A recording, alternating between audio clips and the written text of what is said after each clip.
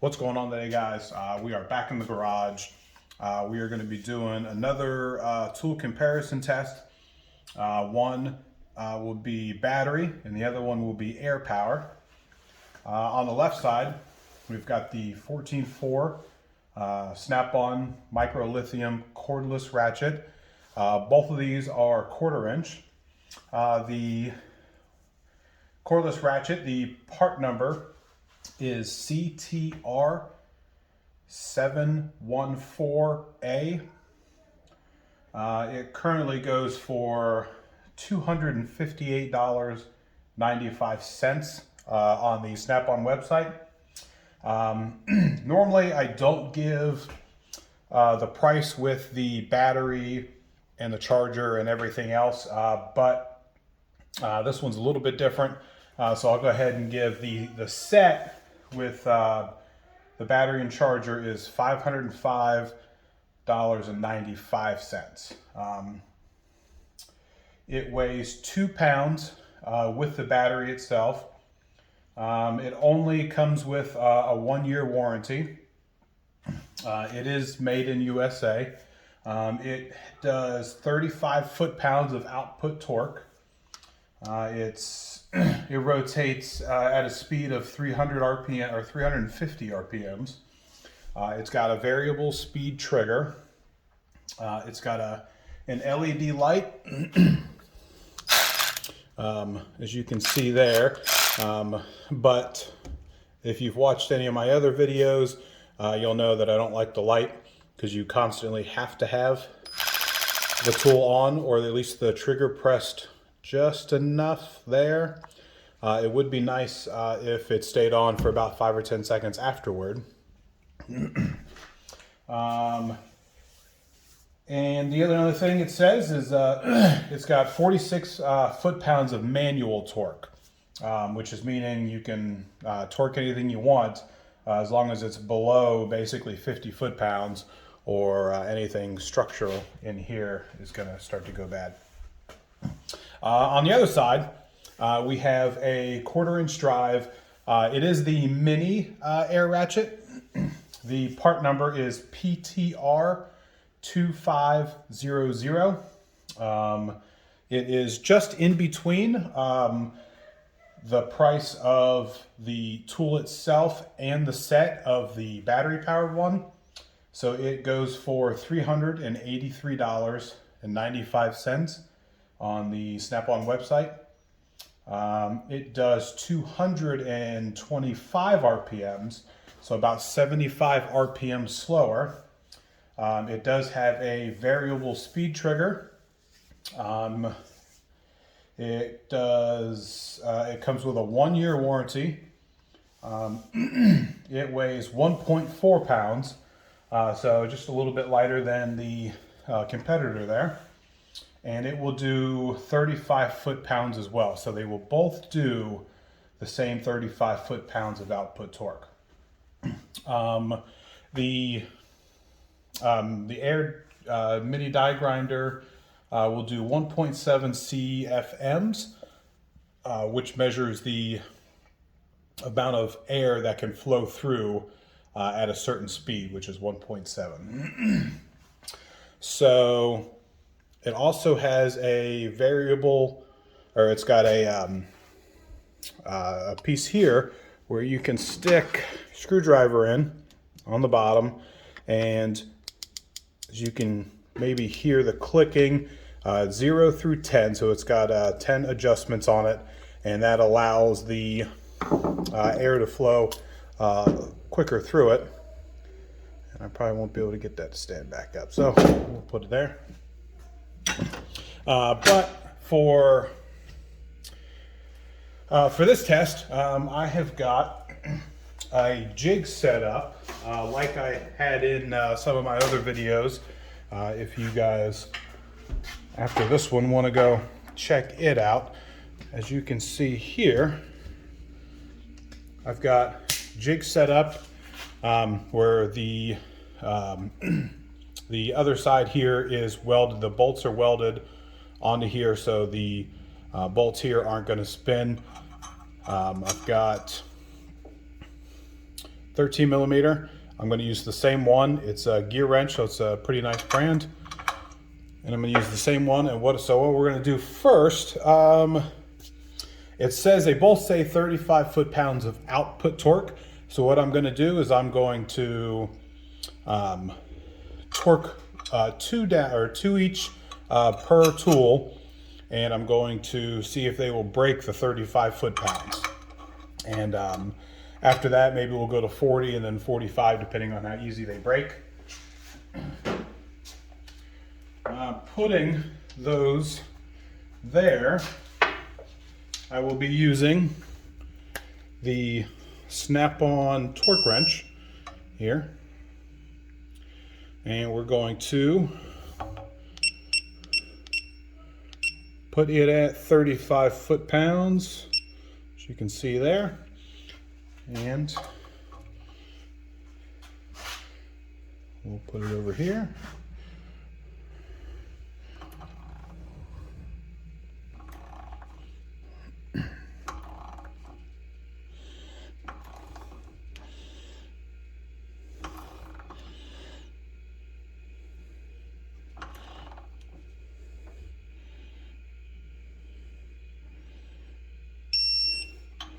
The first one, 35 on the dot. And then you can automatically start ratcheting the other one and it'll reset.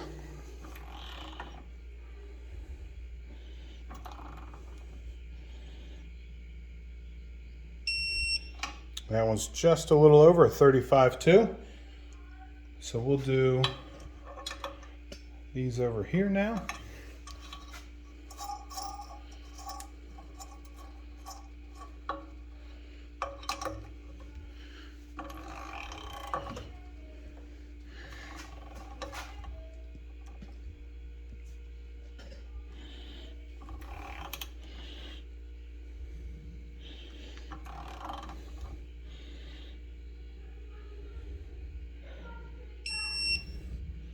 $35.1 for the first one.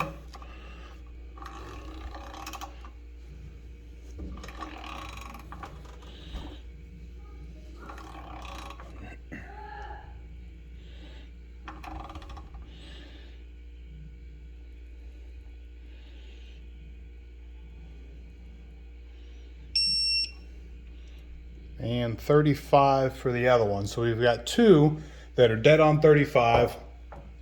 And we have one here that's 35.2 and one that is 35.1. So they're definitely close enough. So what we're going to do is I'll use the battery first.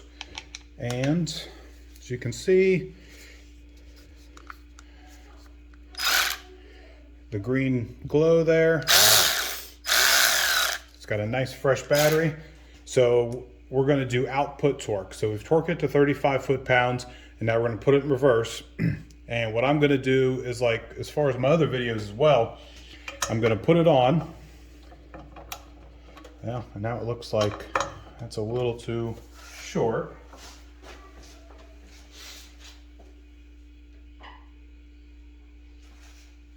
So now we're going to use a deep well because the other one's too short and bottoming out.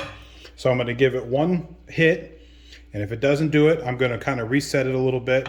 I'm going to give it another hit, and if it doesn't do it again, I'll give it one more shot and give it 3 hits on it, and we'll see if it breaks free. So we'll give it one hit. 1, loosen it up. 2, loosen it up. And 3. So unfortunately, it didn't break it at 35 foot-pounds like it said it should. So we're going to do this one. 1, 2, and let's reset again. 3. Okay, so that's a little disappointing there that it won't break the 35 foot-pounds off. So now let's get to the Air Ratchet, and we've got it turned up all the way here. Put it in reverse, just like here. And we'll give these here we'll give it 3 hits just like the other ones. And the Air Ratchet had no problem. And there's 1, 2, 3. So as you can see there, the Air Ratchet I think would have definitely gotten this if I would have given it 1 or 2 more squeezes or triggers, pulls, I guess. I was pretty disappointed with the battery powered one. We'll try it. Oh, there you go. You can see how you kind of got to reset it.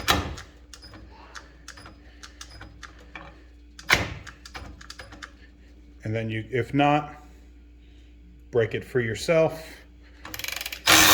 and then it'll do it. So I was a little disappointed with the battery powered one compared to the Air one. The Air one definitely has that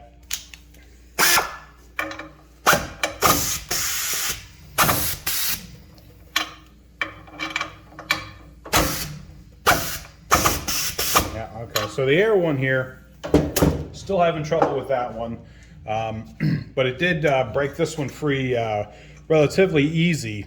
The battery powered one here didn't do that good of a job. So what we're going to do is we have these here. We're going to loosen them up.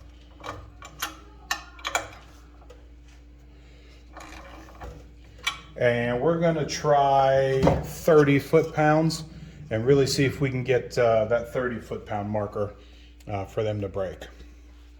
So once again, we'll turn it on. It'll zero out. 30 foot-pounds, and we will put them on.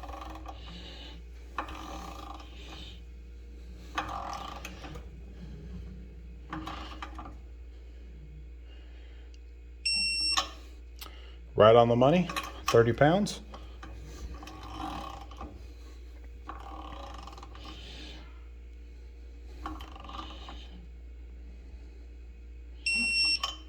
$30.2.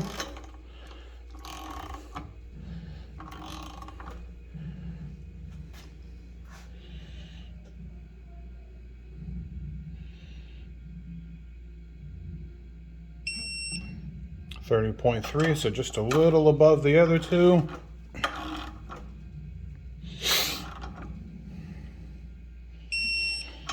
And that one's at 30.1. So with them being down 5 foot-pounds, really hoping that these will be able to break these free.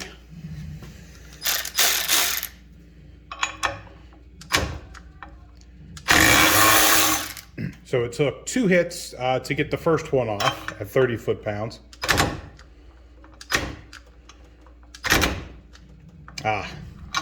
It didn't get the second one off within the 3 pulls, but it was definitely trying. That's second and third time. And as you can see, give it a couple more hits on it, and it'll break it free nice and neat. So let's switch over to the Air.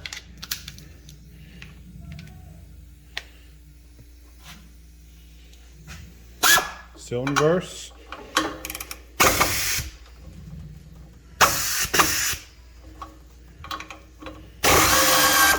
Nice and easy on the third try.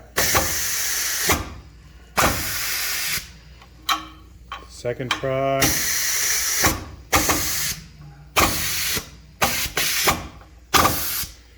Really not wanting to do it. I'm not going to go ahead and do like 25 foot-pounds. I'm pretty sure that they would both at least do 25 foot-pounds. But we're going to go ahead and we'll do another test. And we're going to do breakaway torque for this test. So what we're going to do is, let's loosen these up.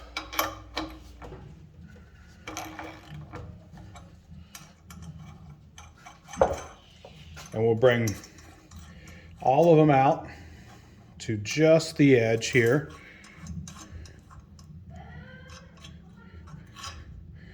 Right there. And then what we're going to do is we'll put it in forward. And we'll do the battery side and then the air side.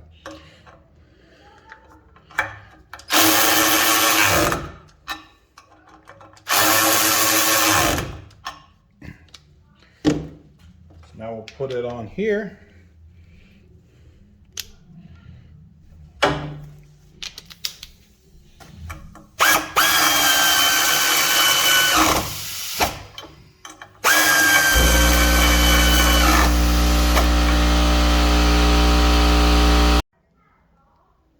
All right, so we're back now. We've got the air compressor off since we're not going to be using the tools anymore. But we have put these on with the nuts all the way to the end here, as much as we could.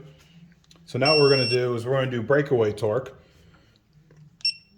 So now we're just going to move this up and we'll put it at whatever it needs to be. Let's just do an easy 100. So now we're going to see how much torque it's going to take in order to take these off.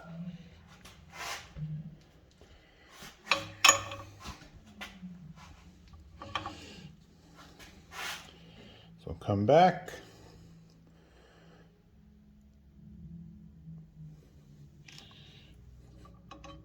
So maximum torque was 16.3 foot-pounds.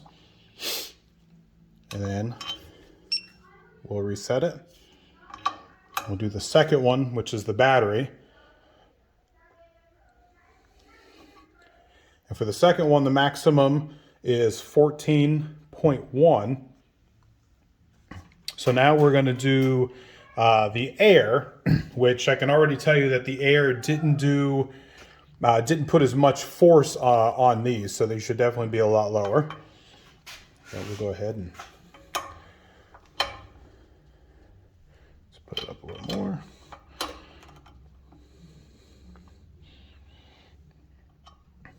So the breakaway torque for the air, for the first one, was a high of 6.9. And the second one hit 9 foot-pounds. So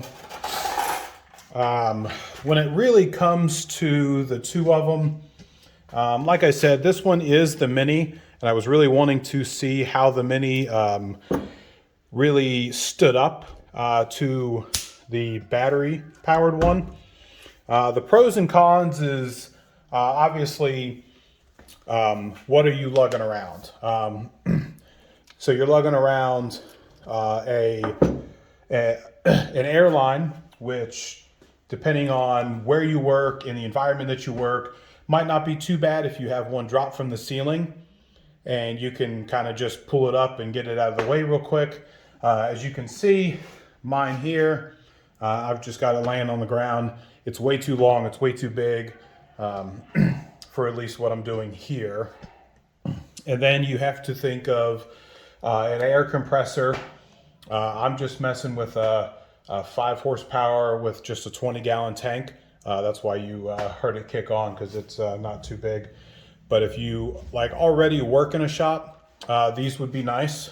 But in the same sense, I would have to go with the battery powered one.